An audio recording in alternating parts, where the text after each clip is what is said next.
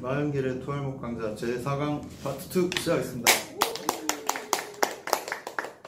네, 지난 시간부터 계속 봤던 것들은 투자 대가들의 방법론에 대해서 봤습니다. 지난주에는 이제 가치 투자, 벤자민 그레이엄부터 해서 이제 워런 버핏 등등, 그 다음에 모멘텀 투자로 터틀의 방법 봤고요. 그 다음에 윌리엄 오닐의 급등주를 고르는 방법, 캔 스윙 방법을 공부했습니다. 자, 이번 시간에는 이제 주요 방법론 나머지 부분이면서 아주 중요한 것들을 몇 가지 살펴보도록 하겠습니다. 네, 대표적으로 이제 제시 리버모, 그 다음에 찰스 다우의 다우 이론, 그리고 R.N. 엘리어트의 엘리어트 파동론, 그 다음에 이건 사실 뭐 이론이라고 하기보다는 그냥 좀 기법에 가까운데요. 피보나치 되돌림에 대해서 한번 같이, 보통 엘리어트 파동이랑 같이 연관된 것으로 사람들이 인식하고 있기 때문에 같이 살펴보도록 하겠습니다. 제스 리버모는 정말 유명한 분이시고요. 역사상 가장 유명한 투기자라고 생각하시면 되겠고요. 3번 엄청나게 큰 돈을 벌었습니다. 그리고 5번 크게 파산을 했던 분입니다. 그래서 제일 잘 나가실 때는 뉴욕의 자택에서 사무실로 출근할 때 100m가 넘는 요트를 타고 강을 거슬러서 출퇴근을 하셨다고 합니다. 네, 아주 잘 나갔을 때 위세가 대단해서 특정 상품, 예를 들어 면화솜 같은 것들을 시장에 있는 모든 물량을 다 산 적도 있습니다. 그런 식으로 어마어마한 큰 손이죠. 그러니까 우리가 생각하는 큰 손의 범위를 벗어난 아주 그냥 거인 손이죠. 네, 대단하신 분인데, 조금 초기에는 이렇게 잘 됐다가 망했다가 이런 패턴이 몇 번 반복되다가 이제 조금 완성이 되는 시기가 있어요. 1907년에, 이거 지금도 상당히 미스터리고 본인도 잘 설명을 못해요. 서부에 대지진이 일어났습니다. 샌프란시스코 뭐 이쪽에 지진이 나서 철도 뭐 기반 시설이 다 파괴됐어요. 근데 놀랍게도 며칠 전에 네이키드 숏 공매도를 한 거예요. 너무 이상하잖아요. 그것도 철도 회사를 몰라서 한 거예요. 그래서 마치 지진이 일어날 거를 미리 정확히 알고 있었던 것처럼 행동을 했습니다. 정성술. 정성술? 아니, 그런 정성술 계통을 쓴 유명한 분이 있긴 있어요. 근데 그분은 아니고, 예, 아주 초창기 기술적 분석에 유명하신 분이 있는데, 그분은 정성술적인 방법을 썼는데 그것 때문에 또 비판을 많이 받았습니다. 그런 분이 있지만 이분은 정성술 하시는 분이 아니고요. 이 사건 좀 특이하고요. 이때 많이 벌었어요. 이걸 계속 갖고 있으려고 하다가 이게 JP 모건 회사에서 전화가 와서 뭐 이 정도만 먹고 이제 그만하시죠, 약간 이렇게 권고를 받고, 예, 상당히 많이 벌고 딱 그만뒀습니다. 그런 사건이 있었고요. 그 다음에 또 약간 시간 건너뛰어서 1929년에 대공황이 있었잖아요. 그때 거의 한 1년 동안 걸쳐서 모든 종목의 공매도 포지션을 대규모로 완성을 했습니다. 그래서 대공황이 발생을 했을 때 또 엄청난 돈을 벌었는데, 이 뒤로는 그렇게 잘 된 적이 없어요. 이때 사람들이 너무 이 사람을 미워하는 거예요. 제시 리버모 때문에 마치 대공황이 일어난 것처럼. 사실 그런 건 아닌데, 그러니까 우리들은 이렇게 완전히 주식시장이 파멸을 해서 망해서 고생을 하고 밥도 못 먹는데, 쟤는 우리를 가난하게 만들고 부자가 됐다는 생각 때문에 사람들이 너무 미워해서 공공의 적이 됐고 살해 협박을 굉장히 많이 받습니다. 근데 이게 또 뭐 불교적으로 말하면 또 뭐 그런 건지도 모르겠는데, 이렇게 악연을 지었기 때문에 이 뒤에 가정사가 굉장히 불행해집니다. 그래서 마지막 파산은 투자를 실패해서 파산한 게 아니고 가정사 때문에, 예를 들어 뭐 전처가 공동의 아들을 살해하려고 했는데 그거 막 법률적으로 무마하고 막 이런 식이에요. 막 복잡하게, 그러니까 딴 데로 돈이 잔뜩 센 거예요. 그래서 막 급속도로 가난해집니다. 이것저것 가정사로. 그러다가 갑자기 곤충 자살을 해서 돌아가셨어요. 그렇게 해서 39년인가 돌아가셨습니다. 그래서 어쨌든 이분에 있어서 또 공부할 점이 많이 있어요. 그러니까 이분은 가치 투자랑 정반대라고 생각하시면 돼요. 가치 투자는 시장에서 제시하는 가격은 대체로 엉터리다.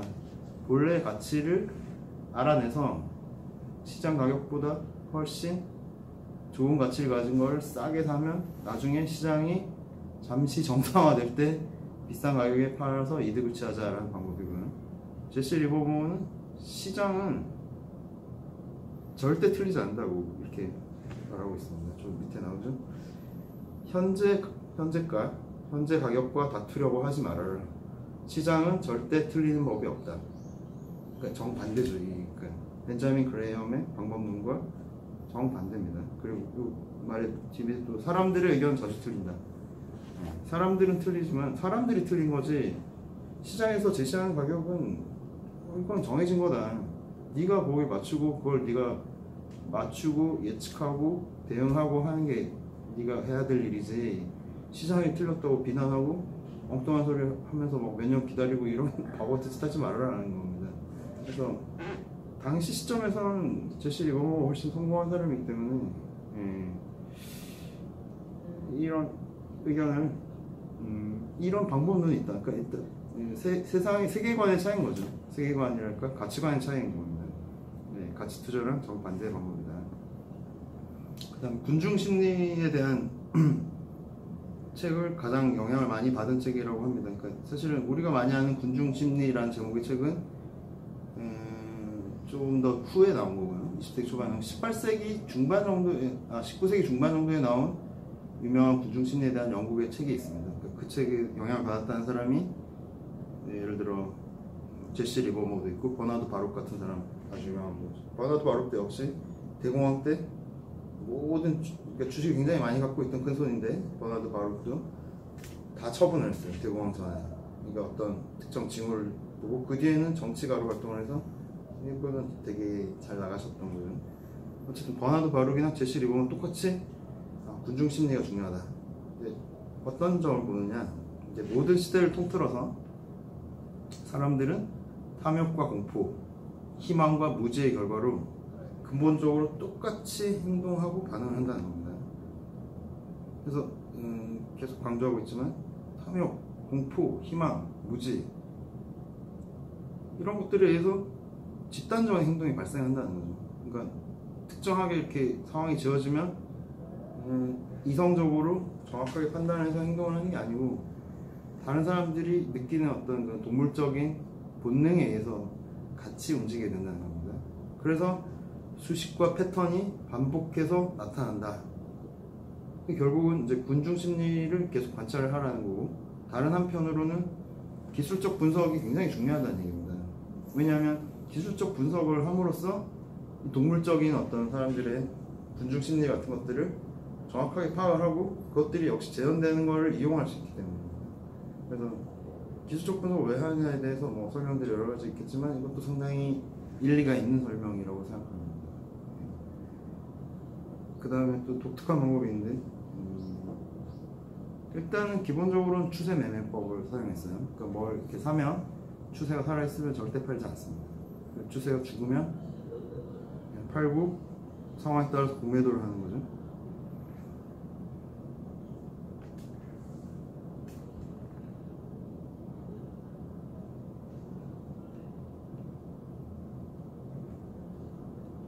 역발상이란 말 많이 금융 투자 쪽에서 많이 쓰는데, 역발상이라는 말은 험프리 닐이라는 사람이 뭐 역발상 기술 뭐 이런 책도 쓰고 해서 뭐 유명한 것 같지만 사실은 제시 리버모어가 먼저 역발상을 얘기를 한 겁니다. 그러니까 군중 심리에 군중들이 휩싸일 때 반대로 행동을 해서 이익을 취하라 라는 방법론이죠. 그래서 이런 게 역발상이고 아무 때나 일어나는 게 아니에요. 그러니까 동물적인 반응이 일어날 때인 겁니다. 그러니까 짐승들이 집단 행동을 하는 것과 비슷한 행태를 보일 때를 이용하는 거지, 평상시에 아무것도 아닌데 막 그냥 추세가 시작됐을 뿐인데 난 반대로 하겠어, 이런 게 역발상이 아니에요. 그 사람들이 쉽게 오해할 수가 있습니다. 그런 게 아니고 역발상을 할 때는 근거가 있어야 되는 거고, 근거는 군중 심리를 정확히 파악했을 때 역발상을 하는 겁니다. 이렇게 보시면 좀 개념이 정리가 되는 거예요. 역발상이 오해하기 굉장히 쉬운 개념입니다.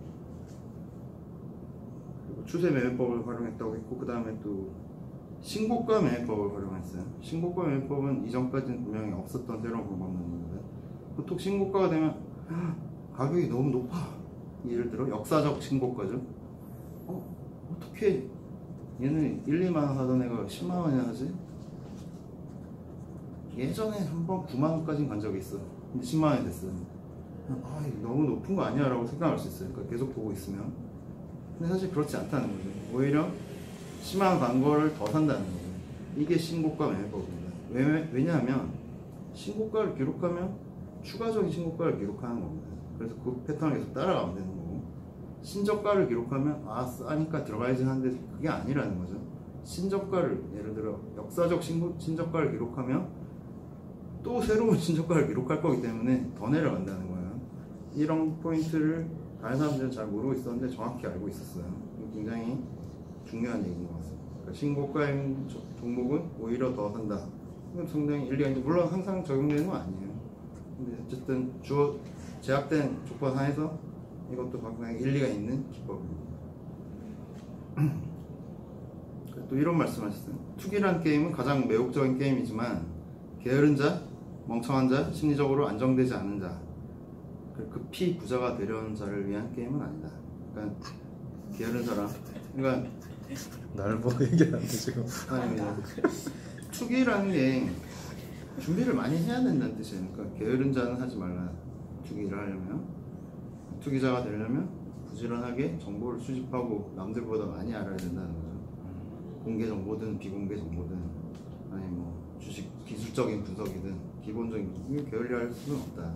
투기를 그렇게 그냥 도 아니면 뭐 식으로 하는 게 아니라는 거고, 멍청한 자는 특히나 이게 원리를 모르기 때문에 엉뚱한 짓을 하는 거예요.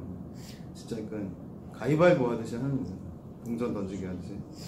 그러니까 내리거나 오르겠지 뭐, 약간 이렇게 단순하게 생각하는, 이런 멍청한 놈이라는 거예요. 그러니까 뭔가 로직을 가지고 말이 되게 해야 된다는 거지. 그런 식으로 오를 걸 사면 오르겠지 뭐, 이런 식으로 하면 안 된다는 거고, 심리적으로 안정되지 않은 자는 이 포지션이 흔들린다고요. 그러니까 투기를 한다는 건 사실은 오히려 역발상적으로 들어간 경우가 많고, 그런 게 큰 승부잖아요. 그러니까 예를 들어 이 회사가, 저번에도 뭐 비슷한 말씀 드린 적이 있는데, 이 회사가 망할 것이냐 아니면 상장 폐지가 될 것이냐, 이런 얘기가 나올 때 상장 폐지가 안 되면 그 자체로 그냥 2배는 올라요, 쉽게. 그런 부분에 있어서 막 흔들리잖아요. 더 내려갈 때도 있으니까 자기가 이건 상장 폐지가 되지 않은 이유들을 자기가 다 수집하고 분석하고 시나리오를 만들었는데, 이게 뭔가 집안에 뭐 맨날 뭐 배우자랑 맨날 싸우고 뭐 애가 가출하고 이러면 막 정신 사납잖아요. 그러면 맞게 생각을 못해요. 그 다음날 갑자기 막 마음이 흔들려 내리면, 내가 잘못 생각했나 봐요. 그래서 위축돼서 팔지만 사실은 이 회사는 결국 상장 폐지가 안 되고 자기가 샀던 포지션 가격보다 2배가 오르는 거죠. 그러니까 심리적으로 안정되는 게 굉장히 중요하다는 거예요. 뭐 이게 뭐 다른 사건 때문에 안정되지 않은 자들도 있겠지만, 원래 심리가 불안정한 사람도 있겠죠. 그러니까 좀 심지가 굳어야 된다라고 해석하면 되겠습니다. 엉덩이가 무겁고 좀 이런 측면이 있어야 된다. 안 그러면 큰 돈을 못 벌거든요. 20%, 20% 먹으려고 투기하는 게 아니잖아요. 투기는 더 많이 먹는. 그리고 급히 부자가 되려고 하는 자들은 실수를 많이 하니까 아마 하지 말아라, 아니면 정신 상태가 틀려 먹었다라고 또 할 수 있겠죠. 뭐냐면 투기자들은 기본적으로 게임을 즐기는 마인드로 하는 거예요. 그러니까 내가 이런 식으로 정보를 수집하고 판단을 한 다음에 로직을 세우고 시나리오를 만들어서 그게 실현되는 걸 즐기는 거예요. 마치 창조자나 창작자, 뭐 영화 제작자 이런 거랑 비슷한 거예요. 그런 식으로 심리 게임을 하고 그 다음에 이제 마인드 게임을 하는 건데, 그런 게 아니, 그러니까 급히 부자가 되려는 자들은 이제 그런 식이 아니라 탐욕만 있다는 거죠. 탐욕이 있으니까 이런 식의 과정들을 즐기지도 못하고 정확하게 수행하지도 못한다는 겁니다. 그렇게 보면 되겠습니다. 그 다음에 마지막으로 제시 리버모어의 가장 유명한 말은 아니지만 어록이 워낙 많아서 월스트리트 최고의 어록 제조기죠. 그래서 월스트리트 속담, 격언이라고 하는 것들은 대부분 제시 리버모어 한 말의 대부분이다 생각하시면 되고 이런 말을 했어요. 그 바다 낚시를 굉장히 좋아하셨습니다. 그래서 그 뭐죠? 황새치 같은 거 잡으러 가고 이렇게 도움을 줘서 There is a time to go long, there is a time to go short, and there is a time to go fishing. 그러니까 롱 포지션, 그 주식을 사서 상승 추세를 즐길 때가 있는 거고, 그 다음에 하락장에 접어들었을 때 숏을 쳐야 된다. 그러니까 주식을 사야 될 때가 있고, 주식을 팔아야 될 때라고도 번역되지만 사실 팔아야 될 때라기보다는 공매도를 해야 될 때가 있고, 그 다음에 그리고 낚시를 가야 될 때가 있다. 그러니까 추세가 없을 때 억지로 자꾸 시장에 남아서 버둥버둥 하지 말라는 거예요. 쉬라고요? 쉬라는 얘기입니다. 쉬고 뭐 얼마 쉬라는 얘기도 없잖아요. 몇 달 이상 쉬라는 거예요. 그러니까 뭐 자기가 실수를 연발하거나 자기가 뭐 컨디션 안 좋고 성적이 안 좋고 아니면 시장이 지지부진하고 등등의 여러 가지 경우에 억지로 하지 말라는 거예요. 자꾸 억지로 막 이것도 해보고 저것도 해보고 하잖아요. 수익이 안 좋고. 그냥. 근데 시장이 안 좋은데 시장이 추세가 없는데 억지로 뭘 하지 말라는 거예요. 추세를 굉장히 중시한다고. 그러니까 상승 추세냐 하락 추세냐 이도저도 아니냐, 그리고 이도저도 아닐 때 낚시나 하고 쉬어라. 그러니까 네가 좋아하는 거 하고 쉬어라, 이런 말을 하신 거죠. 여기까지가 역사상 가장 유명한 투기자 제시 리버모어였습니다. 그 다음에 19세기 후반에 활동한 찰스 다우, 그 유명한 다우존스 산업지수, 다우존스 4 이런 거의 설립자이시고요. 다우존스 컴퍼니 창립자이시고, 그래서 이분은 직접 책 형태로 저술을 하진 않았어요. 책의 형태로 저술을 하진 않은 대신에 잡지에 투고를 많이 했습니다. 그래서 잡지에 투고한 거를 이분이 돌아가셨어요. 20세기 초반에 돌아가셨을 때 잡지를, 옛날 잡지를 막 몇십 년치를 연구를 한 사람이 몇 명 있었어요. 그래서 이분은 약간 장애가 있으신 분이었는데, 윌리엄 해밀턴이라는 분이 병상에서 일상 활동 못 하시는 분이에요. 병상에 앉아서 몇십 년치를 그냥 찰스 다우가 쓴 책을 그 기관 글들을 계속 분석을 해서 이걸 계속 또 막 차트에 적용시켜보고, 이렇게 해서 어떻게 보면 기술적 분석의 완전한 최초의 저서라고 할 수 있겠습니다. 네. 그래서 찰스 다우의 이론을 가지고 정리한 이론이 다우 이론이고요. 다우 이론이란 책이 판매 중입니다. 네. 바로 윌리엄 해밀턴과 찰스 다우 공저로 되어 있는데, 그러니까 그런 맥락이에요. 어떤 식으로 공저가 되는지를 방금 말씀드린 거고요. 실제로 같이 쓴 게 아닌 거예요. 사후에 이분이 썼던 글을 이분이 다시 정리를 해서 초록을 만든 거죠. 그래서 다우 이론의 몇 가지 중요한 포인트들을 한번 볼까요? 추세는 3단계가 있다라고 합니다. 여기 지금 자료에 드렸죠. 일단 뭐 매집을 하면 매집 단계, 참여 단계, 분산 단계입니다. 그래서 매집을 한다. 매집을 할 땐 가격 변동이 없어요. 이거는 시장의 의견과 전혀 다르요. 이게 이 주식이 오른다 혹은 뭐 코스피가 오른다라고는 아무도 생각하지 않아요. 지금 다 내린다고 생각하고 되게 무서워하는 거예요. 하지만 누군가는 이 A 종목이나 코스피에 대해서 굉장히 잘 알아요. 이 사람들은 열심히 삽니다. 하지만 이 사람들이 수적으로 많지 않기 때문에 이 사람들이 많이 사도 가격에 아무 변동이 없어요. 그래서 다른 사람들이 아직도 팔고 있을 때 사기 시작하기 때문에 이걸 매집이라고 하는 거예요. 그래서 어떤 특정한 분파들이 포지션 소유도가 높아지는 거죠. 그걸 매집이라고. 그 다음 단계를 참여라고 합니다. 참여는 투기자들이 참여하고, 그 다음에 추세 추종자, 기술적 분석가들이 이거는 가격이 오르는 차트 모양이네 라고 하면서 이제 냄새를 맡고 이제 들어오기 시작하는 거죠. 그래서 처음에 매집을 했던 사람들보다 훨씬 넓은 층에서 돈을 담그기 시작하는 겁니다. 이때부터는 가격이 조금씩 오르겠죠. 그런 단계고요. 분산 단계는 이제 이 모든 과정이 끝나는 겁니다. 과도한 투기가 발생하는 거죠. 그러니까 투기자들, 아까 참여 단계에서 참가한 투기자들은 소수의 투기자들이고, 분산 단계에서 이제 온갖 투기자들이 다 몰려드는 거예요. 뭐 기관, 외국인, 뭐 개미 등 뭐 막 오르는데 자꾸 올라타려는 사람들이 막 과도하게 좁은 문으로 들어오는 바람에 가격이 폭등하겠죠. 그래서 이 각도가 확 올라가죠. 마지막 단계에.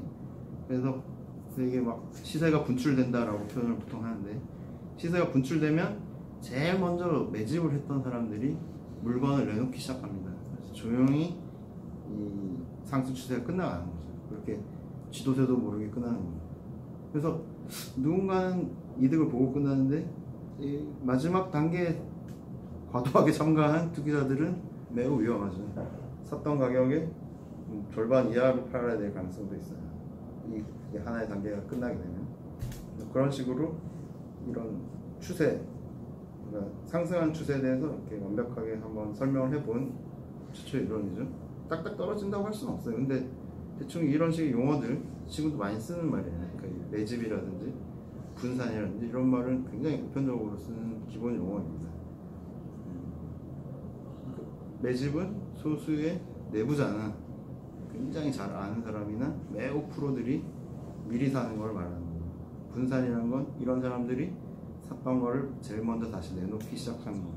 그래서 이 사람들이 분산을 하는 건 완전히 시세 분출될 때까지 기다리는 건 아니에요. 사실은 분출되기 전부터 팔기 시작하는 거예요.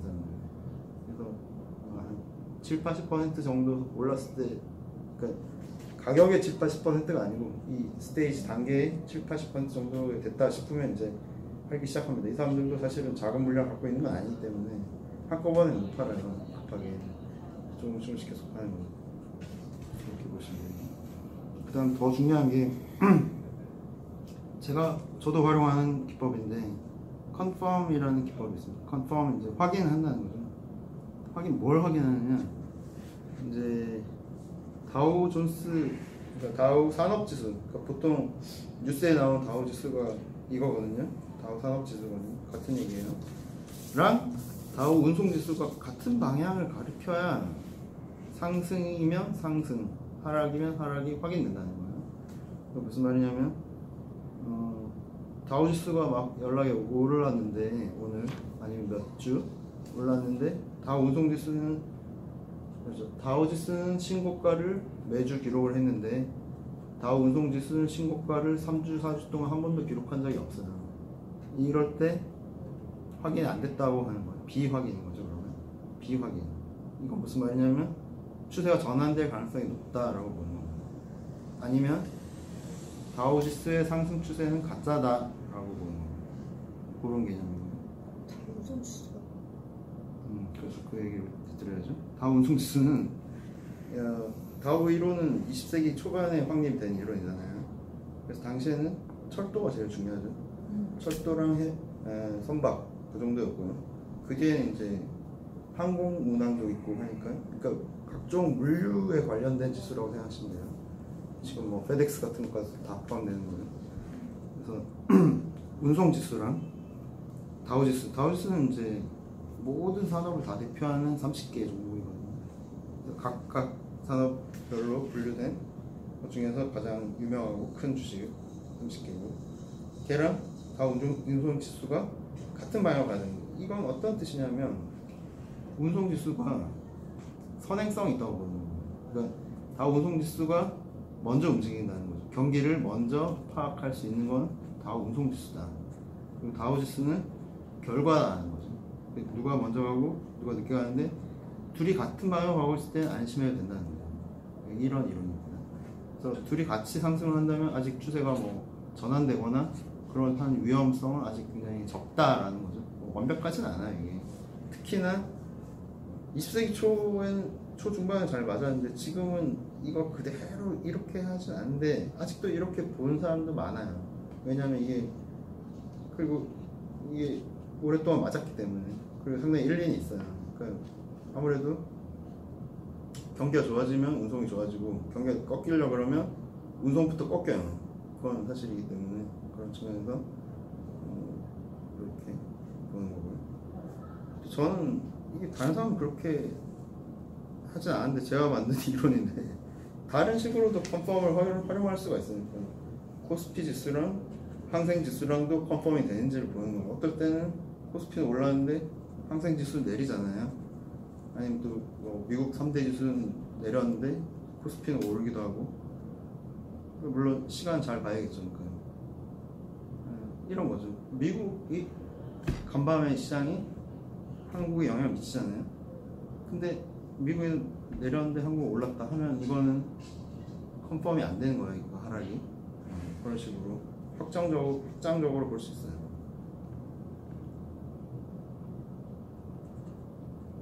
금값이 급등했다 하면 보통 위기잖아요. 근데 다우지수가 폭락하지 않았어요. 뭐 한 2분이에요. 거의 같은 변화도 없다 하면 그건 위기가 컨펌되지 않은 거죠. 그런 식으로 확대해서 각종 이종 지표 간에도 글로벌한 시장이니까요. 이종 지표 간에도 컨펌을 좀 확인을 해서 다양하게 활용할 수 있습니다. 저는 좀 그렇게 확장적으로, 물론 사람들도 그렇게 하긴 하는데 이게 컨펌, 난 컨펌의 개념으로 활용하진 않아요. 그러니까 이걸 확대해서 적용할 수 있다고 생각하지 않고 그냥 비교만 해서 이걸 비교했을 때 다르다. 굉장히 큰 의미가 있는데 생각보다 사람들이 의미를 되게 크게 보지는 않는 것 같아요. 굉장히 크게 의미가 있을 때가 있어요. 나중에 다시 또 기회가 있으면 말씀드리겠습니다. 어쨌든 컨펌, 난 컨펌 굉장히 중요한 개념입니다. 그 다음에 다오 이론 기타 다른 이건 너무 짧게 요약한 거고 다양한 이론들이 있어요. 굉장히 복잡하고 다양한 이론이 있는데 예를 들어 추세는 높은 거래량으로 확인되어야 된다. 거래량이 안 터지면 가짜일 가능성이 많다. 근데 이것도 약간 옛날 이론인 것 같아요. 거래량에 대해서 일률적으로 말하기 굉장히 어렵습니다. 명백한 신호가 오기 전까지는 추세가 유지된다. 추세 중간에 반대 방향으로의 2차적인 흐름이 흔하고 그거는 기존 추세를 오히려 이득이 된다. 땔감이 된다는 거죠. 반대 방향으로 감으로써 오히려 기존 추세를 다시 갈 수 있는 힘이 된다는 건데 이 부분은 지금 잠시 후에 볼 엘리어트 파동론이랑 굉장히 비슷해요. 2차적 흐름 같은 것들. 2차적 흐름은 엘리어트 파동의 교정 파동이랑 같은 거거든요. 거의 주추세가 있고 일시적인 반대 추세가 있는데 다시 본 추세로 돌아간다는 거죠. 그런 것들에 대해서 오해해서 이게 반대로 가는 걸로 생각할 필요 없다는, 큰 추세가 그렇게 갑자기 이렇게 사라지는 게 아니라는 거죠. 근데 다오 이론에서는 이게 2차적인 흐름인지 본 추세인지 아니면 2차적인 흐름인지 이게 반대로 가는 새로운 추세인지에 대해서 명백하게 구별하는 방법을 제시하지 못했어요. 자, 여기까지가 다오 이론이고요. 다음은 엘리어트 파동의 법칙. 사실 정확한 이름은 파동의 법칙입니다. 프린시플이라고 합니다. 프린시플. R.N. 엘리어트라는 20세기 초반에서 중반까지 활동하셨던 분이고요. 시장 주기를 분석하는 방법이에요. 그러니까 이 시장을 보고 이 시장이 어디쯤 와 있는지를 분석을 하고 따라서 시장 어디로 갈 것인지 예측하는 도구로 활용이 되는 거죠. 일종의 프랙탈에 속하는 개념입니다. 프랙탈은 뭐냐면 모양 안에 또 같은 소모양들이 계속 반복된다는 거죠. 끝도 없이 마치 맨인 블랙처럼. 그렇게 이것도 지금 드린 보조자료를 보시면 아주 오랫동안의 다오 산업 추세예요. 19세기 말에서 지금 21세기까지 아주 대형 추세죠. 이렇게 100년 넘는 시간 동안에도 큰 파동이 있는 거예요. 이것도 잠시 후에 보겠지만 1, 2, 3, 4, 5로 간다는 거죠. 1, 3, 5는 충격 파동이에요. 본 추세라고 부르는 거고 2, 4는 2차적 흐름, 다오 이론에서 말하는 즉 교정 파동이에요. 반대 방향으로 가는 거예요. 이 긴 시간이 적용되면서 프랙탈이기 때문에 일종의 이 안에서 다시 또 1, 2, 3, 4, 1 안에서도 1, 2, 3, 4, 5 ABC 2 안에서도 1, 2, 3, 4, 5 ABC 이런 식으로 하고 그 안에서도 또 그러니까 1번 그러니까 숫자 1, 2, 3, 4, 5 그 다음 괄호 1 밑에 괄호 1, 2, 3, 4, 5가 있고 괄호 1, 2, 3, 4, 5 이런 식으로 끝도 없이 계속 반복 안에서 계속 쪼갤 수 있는 거예요. 그래서 프랙탈의 일종으로도 생각할 수 있는 겁니다. 그래서 초장기로도 이렇게 보고 중기로도 보고 단기로도 보고 초단기로도 보고 한번 가보죠. 이거 굉장히 거다하게 본 거는 1차 대전하고 대공황 전까지는 이제 큰 파동이 있었던 거예요. 상승 파동이에요. 굉장히 호황이었고 대공황 때 이제 폭락을 했다가 그 뒤에 이제 10년 동안 헤매다가 그다음에 전후해서 이제 다시 쭉 상승을 해서 60년대 후반부터 이제 또 오일 쇼크가 옵니다. 1차, 2차 오일 쇼크가 와서 10년 넘게 또 장기 불황인데 그때 큰 촛대로 봤을 때 그냥 횡보한 정도지만 당시로서는 또 많이 내렸어요. 이게 로고 차트거든요. 로고 차트라서 이게 얕아 보이지만 사실은 얕지 않고 굉장히 퍽 빠진 거예요. 그 다음에 아무도 예측을 못했지만 80년대 초반을 지난 다음에 큰 상승장이 옵니다. 거대한 상승장이 왔다가 그 다음에 IT 버블 꺼지면서 일시적으로 조정을 받다가 다시 또 굉장히 장기 상승장이 지금까지 이어졌죠. 네, 이게 100년 넘는 동안에 엘리어트 파동으로 간단하게 이제 보여준 차트입니다. 엘리어트란 사람은 생존했을 때 그렇게 유명한 사람이 아닙니다. 그렇게 그러니까 이 방법론도 그렇게 알려지지도 않았어요. 근데 어쨌든 이분은 모든 자연현상, 모든 사회현상에 엘리어트 파동이 적용된다고 생각하는 거예요. 뭐 예를 들어서 인구라든지 청소년 비행률이라든지 아니면 뭐 생물이 이렇게 꽃 피우고 뭐 이런 것도 다 번성하고 뭐 이런 것들도 다 자기의 엘리어트 파동으로 다 분석할 수 있다. 대공생활도 아마도 가능할 것 같습니다.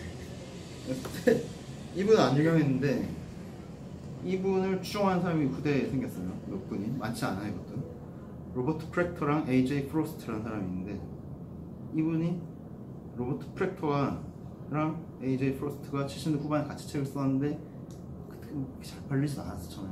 근데 로버트 프렉터가 80년대 초강세장을 정확히 예견한 몇 안 되는 분석가였기 때문에 갑자기 이때부터 유명해진 거예요.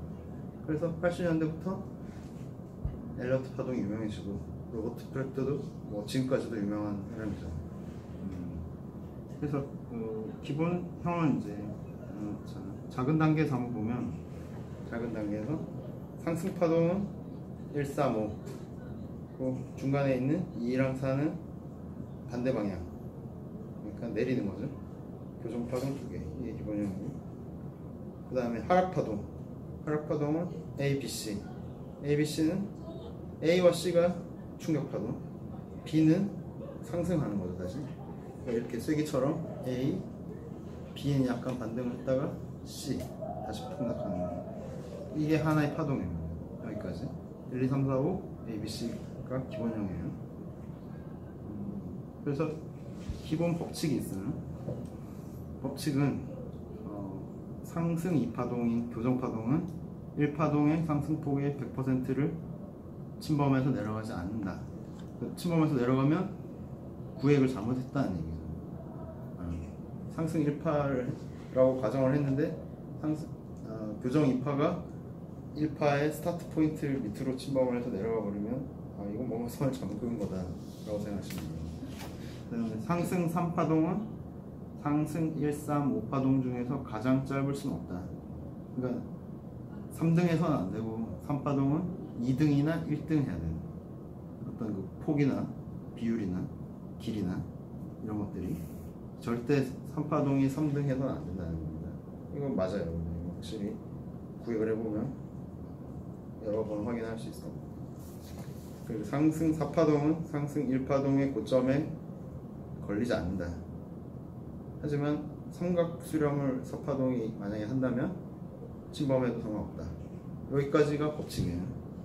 사실 되게 널널하죠. 그러니까 그래서 엘리어트 파동을 반대하는 입장에서는 기술적 분석가 중에서 너무 내용이 없다, 굉장히 허술하게 해놓고 다 끼워 맞추는 거 아니냐 이런 식의 비판이 있어요. 그 말도 뭐 일리 있어요. 굉장히 자세하진 않아요. 근데 뭐 금 긋고 이런 재밌긴 재밌어요. 이렇게 구획을 하고 해보면 어느 정도 예측력이 있는 건 사실입니다. 그리고 시장에 따라서 딱 떨어지는 시장이 있어요. 굉장히 딱 떨어질 때 코스피도 항상 아니지만 딱 떨어지는 시점이 또 있어. 몇 년 정도. 그런 거 보면 재밌는 것 같아요. 또 예외가 있어요. 연장 파동이 있어요. 연장 파동. 이게 정말 골 때리는 거죠. 그게 뭐냐면 이제 1, 2, 3, 4, 5 했잖아요.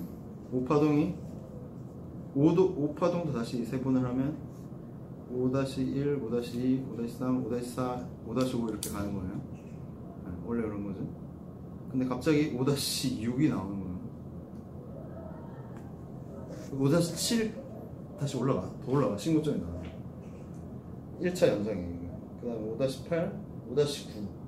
그러니까 A, B, C, 1, 2, 3, 4, 5로 끝나야 되는데 안 끝나는 거예요. 계속 신고가 심한 경우는 5-13까지도 충분히 나와요. 실제로 나와요. 그래서 여기서 혼란을 겪게 되는 거죠. 그럼 이러다가 갑자기 하락해서 A, B, C를 언제 맞을지가 굉장히 난해해지는 거예요. 그러니까 시장에서 빠져나갔다가 다시 들어오면서 혼란이 생기고 굉장히 과열이 되다가 이제 결국 언젠가 연장 파동이 끝나는데 그럼 굉장히 무섭게 떨어지겠죠. 엄청나게 떨어지는 거예요. 어쨌든 연장 파동이 있을 수 있다. 이거 굉장히 난해해지는 거예요. 그 다음에 실패한 상승 파동이 있어요. 예를 들어 법칙에는 어긋나지 않아요. 상승 3파의 고점과 상승 5파의 고점이 거의 같은 경우가 있어요. 그러면 전형적인 쌍봉인 겁니다. 쌍봉도 파동 자체는 실패했지만 1, 2, 3, 4, 5, ABC에는 뭐 부합은 돼요. 그래서 쌍봉 형태도 엘리어트 파동에 뭐 부합된다. 예? 그리고 실제로 엘리어트 책을 보면 그런 모양을 이미 써놨어요. 예, 이런 모양도 있다. 그러니까 1, 2, 3, 4, 5 이렇게 되는 거예요. 그러니까 3이랑 5랑 같아요. 높이가. 그러면 어떻게 해야 된다?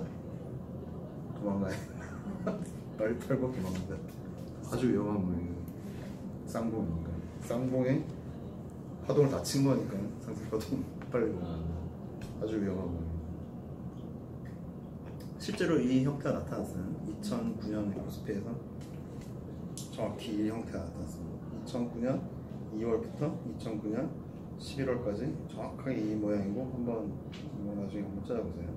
똑같아요. 이 모양 그대로예요. 2007년도 아마 비슷한 모양이 있었던 것 같아요. 코스피에 거의 실패한 상승파 쌍봉의 형태. 자, 이제 마지막으로 엘리어트 파동 프랙터 책에 아마 이게 나왔던 것 같아요. 피보나치 되돌림. 그리고 사실 프랙터 개발한 건 아니에요. 그 전부터 다른 사람이 이미 책에 쓴 거고요. 피보나치 수열은 뭐 다빈치 코드에서 나오고 아주 유명하죠. 그 피보나치가 자연 법칙이랑 진짜로 관련이 있어요. 예를 들어 어떤 건 아시잖아요. 여기 숫자 써놨죠. 앞에 두 수 더한 게 그 다음 수가 되는 수열이죠. 그래서 58 다음엔 58을 더한 13이고 8, 13 다음엔 8, 13을 더한 21 등등 계속 하는데 놀랍게도 이 144로 89를 나누면 0.618 뭐 점점점점 계속 나가는데 어쨌든 0.618 다 똑같이 0.618이 돼요. 그래서 이건 근데 예전부터 연구가 되던 황금률이랑 똑같아요. 이게 비율이 가장 아름다운 비율 미술 시간에 나오잖아요. 네. 이 황금률이랑 똑같아서 이 수열이 뭔가 신기한 거예요. 그뿐이 아니라 잎이 나는 모양도 이거랑 관련이 있어요. 그러니까 360도잖아요. 줄기에 잎이 나는데 서로 햇빛을 가리면 안 되잖아요. 근데 360도를 0.618 곱해주면 222도가 되는데 반대 방향으로는 이게 137도가 되거든요. 서로 137도씩 이렇게 나는 거예요. 이파리가 서로 햇빛을 다 받을 수 있는 최적화된 그런 각도가 되는 거예요. 그런 식으로도 적용이 되고, 그 다음 솔방울이 나는 모양도 피보나치 수열이고, 파인애플 껍데기가 사실은 되게 좁은데 촘촘하게 박혀 있잖아요. 파인애플 껍데기가 그런 것도 다 피보나치 수열에 맞게 나오고 해바라기 씨앗이 한쪽은 이렇게 나오고 피보나치 수열로 나는 경우가 많다고 합니다. 그 다음에 이걸 또 도형화하는 방법이 있어요. 도형화를 어떻게 하냐면 이 1, 1, 2, 3, 5, 8 이렇게 되잖아요. 길이가 1인 정사각형을 만들고 그 위에 그 다음 1이니까 1이고 그 다음 옆에 길이가 2인 정사각형 만들잖아요. 그럼 딱딱 맞죠? 딱딱 맞고 계속 이렇게 만들어요. 5, 8 이렇게 만들면 이렇게 태풍 모양처럼 이렇게 회오리 모양이 돼요. 이렇게 점을 연결하면 고다리 연결하면 이렇게 되는데 그 모양이 소라 꼭대기 모양 형성하는 모양과 똑같다고 합니다. 그리고 태풍이 회전 모양과도 똑같다고 합니다. 어쨌든 자연의 법칙인데 이거를 뭐 논리적으로 설명을 할 수 있다고 합니다. 왜 이렇게 되냐면 그러니까 무한수잖아요. 이게 무리수잖아요. 뒤로 계속 소수점 밑으로 계속 나가는 숫자인데 방금률 파이가 그거를 이제 쉽게 이게 분수로 표현할 수 있는 가장 좋은 숫자라는 거예요. 이 피보나치 숫자들이. 그래서 좀 어려운 말인데 어쨌든 이 정도로 하고요. 기타 암호 생성기나 네트워크 이상 설정 같은 컴퓨터 과학에도 활용이 되고요. 그다음 음성 압축 포맷 등에도 활용이 되는데 또 결정적으로 기술적 분석에도 활용이 된다는 거죠. 피보나치 되돌림이. 자, 어떻게 되돌리냐? 61.8은 아까 봤듯이 황금률이에요. 파이예요. 61.8은 여기서 지금 제일 마지막 나오는 144 나누기 89이거나 89 나누기 55를 하거나 그 뒤에 숫자 어떻게든 하든 뒤에 숫자를 바로 앞에 숫자로 나누면 61.8 점점점점이 나와요. 그 다음에 144로 55 그러니까 앞에 숫자를 나누면 38.1 땡땡땡땡땡땡이 나와요. 그 다음에 144로 앞에 숫자인 34를 나누면 23.6 땡땡땡땡땡이 나와요. 근데 뒤로 가서 해도 똑같아요. 정말 신기하죠. 재밌어요. 그래서 이걸 어떻게 활용을 하느냐, 여기서 또 사람들이 직관적으로 절반에 대해서 의미를 부여하잖아요. 보기도 쉽고. 절반을 해서 어떻게 될까? 자, 이만큼, 자, 10에서 20까지 올랐는데, 그러니까 10만원에서 20만원까지 주가가 올랐는데, 자, 15만원까지 빠지면 절반인데 어떻게 될까라고 생각하잖아요. 그런 거예요. 그러니까 50%는 그냥 직관적인 숫자이기도 하고, 다오 이론에서 되돌릴 때 50% 정도, 절반 정도는 보통 되돌린다라는 말이 언급이 되기 때문에 두 가지 이유에서 50%까지 넣어줘요. 이건 피보나치 숫자는 아니잖아요. 근데 직관적인 숫자니까요. 그래서 61.8, 50%, 38.1%, 23.6%를 중요한 자료로 봅니다. 자, 그럼 각각에 있어서 자, 10만원에서 20만원은 10만원이잖아요. 10만원에 61.8 지점 밑에서 보는 거예요. 16만 1,800원이에요. 16만 1,800원, 15만원, 13만 8,100원, 12만 3,600원을 각각 중요한 자리로 이렇게 표시를 합니다. 이렇게 옆선을 쫙 그어요. 그 HTS 같은 거 하면 옆선 끊는 기능 있잖아요. 옆선 쫙 긋고 기다리는 거예요. 내리기 시작했을 때 20만원까지 왔으면 한 달 만에 10만원에서 20만원 갔으면 좀 너무 빨리 갔잖아요. 내리겠지. 당연히 내리고 내리기 시작해서 한 18만원까지 내려왔어. 관찰을 하는 거예요. 16만 1,800원에서 전망이 좋으면 들어갑니다. 들어가고 15만원에서 손절을 설정하는 거예요. 그런 식으로 활용하는 거예요. 무슨 말씀인지 알겠어요. 아니면 이거 너무 급하게 올랐으니까 61.8로는 무리다. 한 38% 정도 돌려야겠다.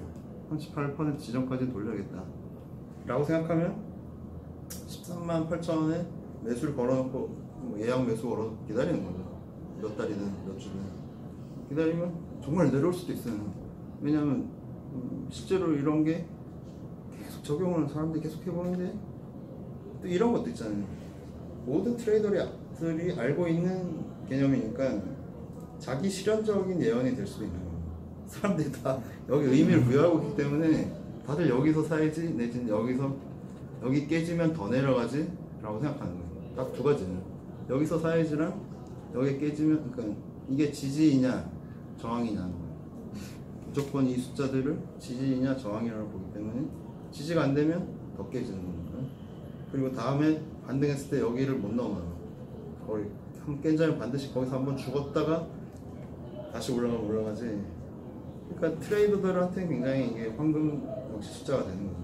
트레이더들은 이거 숫자를 반드시 참고하니까 자기 예언적인 측면도 있고 해서 트레이더라면 반드시 알아야 되는 피보나치 되돌림이었습니다. 네, 오늘 수업은 여기까지 하겠습니다. 어,